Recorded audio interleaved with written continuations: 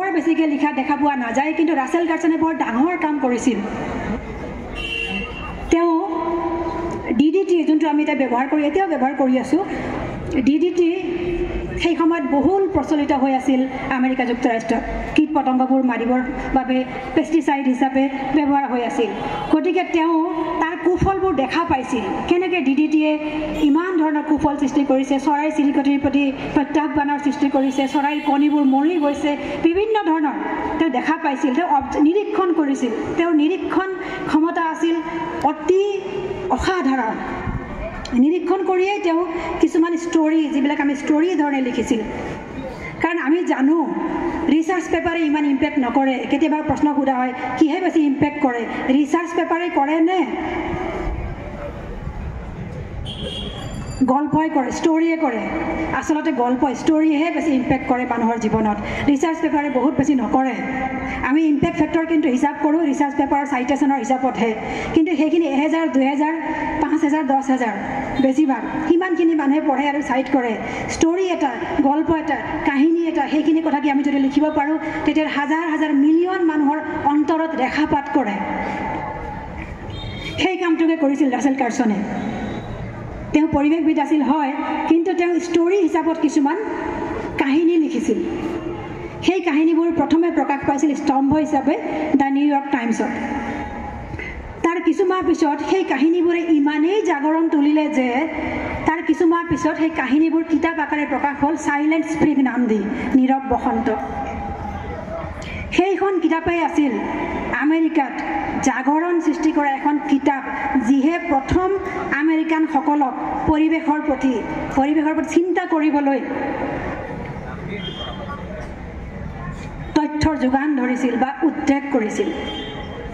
তাৰপিছতে আমেৰিকাত লগে লগে পৰিৱেশৰ এনভাইৰমেণ্টেলৰ এক পলিচি সৃষ্টি হ'ল। তাৰ আগতে কোনো ধৰণৰ পলিচি কিন্তু আমেৰিকাৰ দৰে দেশতো নাছিল। তাৰমানে ষ্টৰীয়ে, কাহিনীয়ে কিমান মানুহক ৰেখাপাত কৰিব পাৰে। সেইখন কিতাপে কিন্তু আমেৰিকাত নতুন পলিচি পৰিৱেশৰ ওপৰত সৃষ্টি কৰিলে, সন্দৰ্ভত সৃষ্টি কৰা হ'ল। সেইখনক আমি এতিয়াও জানো, কালৰ গতিত সেইখিনি বহুতখিনি সলনি হ'ল, কিন্তু প্ৰথম আছিল US EPA, United states environment protection agency সৃষ্টি হোৱাৰ মূল কাৰণ।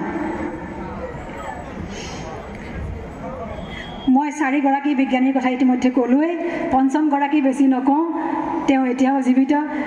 তেওঁ অতি অসাধাৰণ বিজ্ঞানী, UU2 তেওঁৰ নামটো। তেওঁ চীনা বিজ্ঞানী, চীন দেশৰ। তেওঁ 2008, মই চনটো পাহৰিছোঁ, 2008 বা 10 চনত তেওঁ নোবেল প্ৰাইজ পাইছে মেলেৰিয়াৰ ঔষধ আৰ্টিমিচিনৰ আৱিষ্কাৰৰ বাবে। তেওঁ অতি অসাধাৰণ কাম কৰিছে। তেওঁৱে হ'ল একমাত্ৰ বিজ্ঞানী যি একমাত্ৰ চীন দেশত পঢ়া শুনা কৰি, তেওঁৰ সম্পূৰ্ণ পঢ়া শুনা চীন দেশত, তেওঁ বিদেশৰ কোনো ডিগ্ৰী লোৱা নাই, বিদেশত পঢ়া শুনাও কৰা নাই, বিদেশৰ অধ্যাপনাও কৰা নাই, গৱেষণাও কৰা নাই, সম্পূৰ্ণ চীন দেশত পঢ়া শুনা কৰিছে আৰু সম্পূৰ্ণ তেওঁৰ কৰ্ম কৰিছে চীন দেশতেই। আৰু চীনৰ মেইনলেণ্ডৰ কাম কৰি, গৱেষণা কৰি, পঢ়া শুনা কৰি ফিজিঅ'লজি, মেডিচিনৰ নোবেল প্ৰাইজ পোৱা তেওঁৱেই একমাত্ৰ বিজ্ঞানী আৰু মহিলা বিজ্ঞানীও। তেওঁৰ কিন্তু PhD নাছিল। গৱেষণা বা আৱিষ্কাৰৰ কাৰণে PhD তেতিয়াৰ দিনত, বহুতে কয় যে তেতিয়াৰ দিনত PhD নালাগিছিলে, নিউটনক PhD দৰকাৰ নাছিল, নহয় জানো? তেতিয়াৰ দিনত PhD নহ'লেও হৈছিলে, বহুতে কয়। কিন্তু এতিয়াৰ দিনতো তেওঁ প্ৰমাণ কৰিছে যে উইদাউট PhD নোহোৱাকৈও গৱেষণা বা আৱিষ্কাৰৰ কাম কৰি নোবেল প্ৰাইজ পাব পাৰি, সেই পৰ্যায়ৰ গৱেষণা কৰিব পাৰি। তেওঁ সেইটো প্ৰমাণ কৰিছে। অতি সাধাৰণ লেবৰেটৰীত তেওঁ কাম কৰিছিলে। তেওঁলোকক দিয়া হৈছিল যে আপোনালোকে জানেই মেলেৰিয়া ঔষধ, কুইনাইন, ক্ল'ৰকুইন, এইবোৰ ঔষধৰ কথা জানেই বহুতে। এইবোৰ ঔষধ প্ৰতিৰোধী হৈ আহিছিল। প্ৰতিৰোধী হোৱাৰ লগে লগে নতুন ঔষধৰ সন্ধানত চীনৰ চৰকাৰ আগবাঢ়ি আহিছিল আৰু সেই গোটেইখিনি নতুন ঔষধ উলিওৱাৰ দায়িত্ব, সন্ধানৰ দায়িত্ব দিয়া হৈছিল। সেই সন্ধানৰ দায়িত্বৰ চেয়াৰমেন আছিল UU2, তেওঁ আছিল।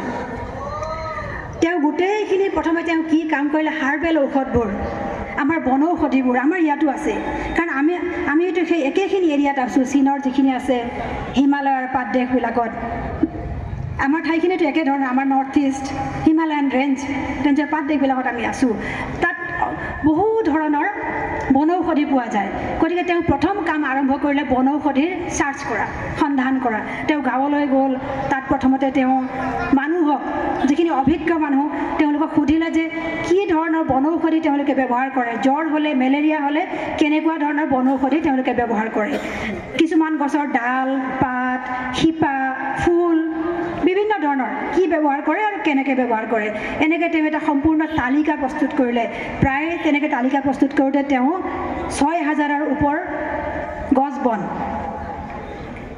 এটা তালিকা প্ৰস্তুত কৰিলে সেই তালিকাটো তেওঁ চীনা চৰকাৰলৈ দাখিল কৰিলে তাৰপিছত তেওঁ এতিয়া ৬,০০০টা তালিকাৰটো একো নহয় তাৰপিছত তেওঁ ক্ৰমান্বয়ে তাক ৰিডিউচ কৰি আনিলে কমাই আনি তেওঁ কাৰণ কিছুমান তেওঁ নিজেই অলপ এডিট কৰোঁতে গম পাইছে যে এইখিনি বৰ এটা কামৰ নহয় তেওঁ ট্ৰায়েলো কৰিছে কিছুমান ট্ৰায়েল কৰি কিছুমান লগে লগে বাদ দি দিলে ৬০০টা গছৰ বিভিন্ন অংশৰ তাৰ ভিতৰত ফল ফুল পাত বিভিন্ন অংশৰ তেওঁ এটা কনচাইজ এটা তালিকা বনালে সেই তালিকাৰ ওপৰতহে তেওঁ কাম কৰিবলৈ সন্দৰ্ভত কাম কৰিবলৈ আৰম্ভ কৰিলে লগতে এটা দল গোটেই দলটোৱে বহু কেইবা বছৰো কাম কৰাৰ পিছত ৬০০ৰ পৰা ২০০লৈ আহিল শেষত গৈ মাত্ৰ এজোপা গছৰ ওপৰত তেওঁলোকে কনচেনট্ৰেট কৰিলে সেইটো হ'ল আৰ্টেমিচিনিন